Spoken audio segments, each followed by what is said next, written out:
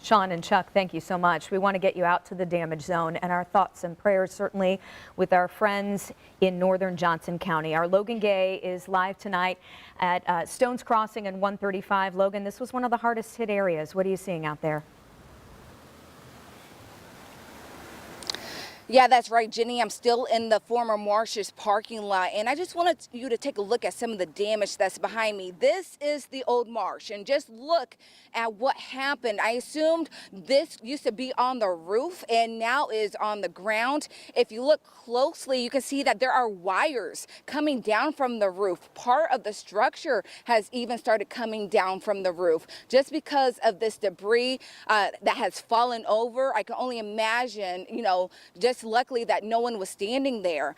This marsh, I am told, is empty, but we did take a loop around, and we also saw windows that were shattered. Just a lot of stuff going on just right here in this area. We're going to take a quick walk behind me, and I want you to take a quick look at this car, this abandoned car. Now, if you look closely, you can see that the windows are shattered. There are no windows. I can only imagine what was going through this driver's mind when the storm hit, that they were fearful enough to leave their car. You can see it's covered in mud, and it's here, right here next to the marsh. And also, I just want you to take a look now at the power lines. You can see that there is debris all over the power lines, hanging from the power lines. And if you look down, we're going to pan down. I want you to look at the traffic. Now, this traffic is happening because the stoplights are out. Power is down in this area. Firefighters have warned us to be on the lookout for down power lines.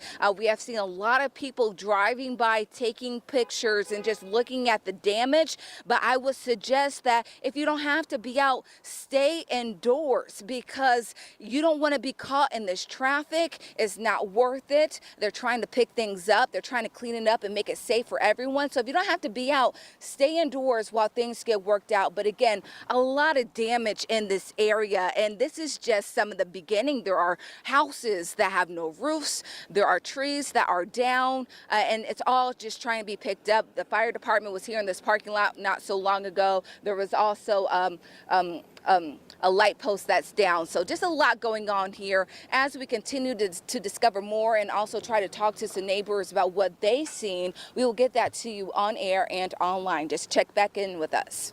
Jenny, back to you.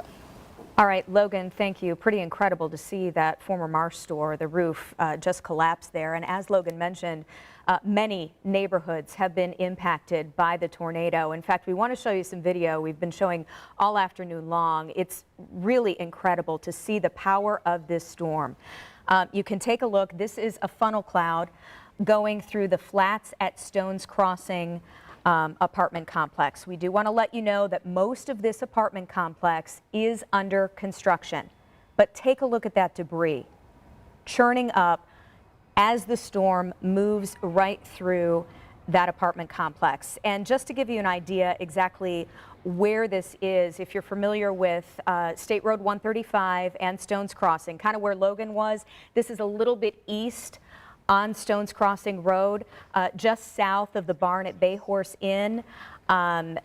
Thankfully, nobody hurt here as far as we know right now. But we do want to get you updated also on the scope of this disaster, the scope of the number of neighborhoods that have been impacted. And for that, Chief Eric Funkhauser with the Bargersville Fire Department and Whiteland Fire Department, kind enough to join us on the phone from the command center, where they're kind of sending out emergency crews to take care of everyone.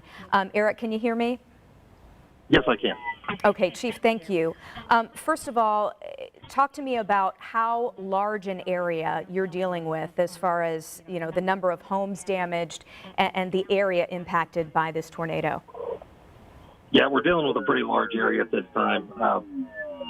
For the width, we're not really sure yet, and the number of homes that are involved, we're not able to give an exact number of that. But it started in the Travis Road area over around Mullinex, and it traveled through multiple neighborhoods. So it did damage in Kensington, just south of Center Grove High School, continued across the train tracks, and then through 135 up into the west side of Greenwood. So we're probably looking at about a 3-mile area right now that we're still doing searches in, just kind of going through it, making sure everything's, everybody's taken care of. And we're very fortunate at this time that, I can report that we have not had any serious injuries at all that have come in from this, even with all the damage. That is so good to hear, Chief. We're taking a look at video right now that you actually took of the funnel cloud, and this was in your car. Kind of explain what we're seeing, what you sent to us. Yeah, so I was coming from the Franklin area. That was going up Centerline. That was as it was going across the area, on the north side of Greenwood, or I'm sorry, on the south side of Greenwood there, in that Stones Crossing area. So it basically went through there. The only thing we want to make sure that we're putting out to everybody right now is please stay out of the area at this time. We're still in there trying to do searches of homes that have damage, homes that have been collapsed. We're very fortunate. We're kind of getting to the point where we're clearing most of the neighborhoods at this time, but there is so many, hazards in those areas right now with all the damage and everything that you're seeing. With the power lines still being down, we do not have confirmation the power lines have been turned off yet. We're trying to work with them. We're trying to get temporary housing set up, a shelter. More information is going to be put out here soon, but all of that information is going to be coming out here hopefully within the next hour. As far as those homes that you mentioned that have collapsed or been damaged, what kind of damage are we talking about specifically? What have you seen out there? I actually have not been up into the actual damage zone yet, but everybody's reporting back that we have, multiple houses with the roofs taken off, collapsed structures in the area.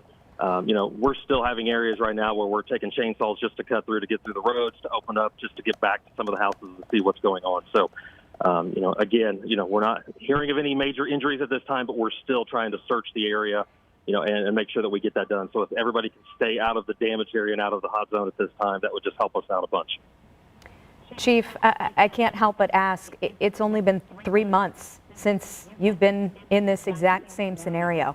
It's tough. Yeah, definitely been a tough, few months for Johnson County. So Johnson County's definitely taken a hit over these last few storms. So, hopefully we'll be able to, I keep coming back and saying, though, the good news is that, at this time, there are no major injuries. So, and that's the same thing that happened on the last one. So we'll be very thankful. Yeah, certainly excellent news. And for people maybe who don't live in the Johnson County area, maybe a little unfamiliar, but do know that Whiteland was hit by a storm March 31st, kind of explain how close this one was to that one. Yeah, we're probably only talking within a 5-mile radius of where the other one was, if not less than that. So the last one that started on March 31st started in southern Bargersville's area and worked its way up through Whiteland and crossed over Centerline. And this one started on the western end of, Greenwood area over there on the northern end of the Bargersville Fire Department district and worked its way across the Stones Crossing area. So, yeah, very close, and only being a few months apart. Yeah, well, thankfully, at least so far, no major injuries, just like the last time. I know you have a lot of work to do trying to coordinate the emergency response, and we certainly appreciate all of the emergency responders who are helping to clear that area. Chief Eric Funkhauser, thanks for joining us. We certainly appreciate it. We'll let you go for now. But again, he's mentioning, be sure to stay out of that area if you don't have to be in the area, because they are working hard to try and clear all those homes and get the help where it needs to go. Also, those downed trees, power lines could certainly be dangerous if you're in the area and don't need to be.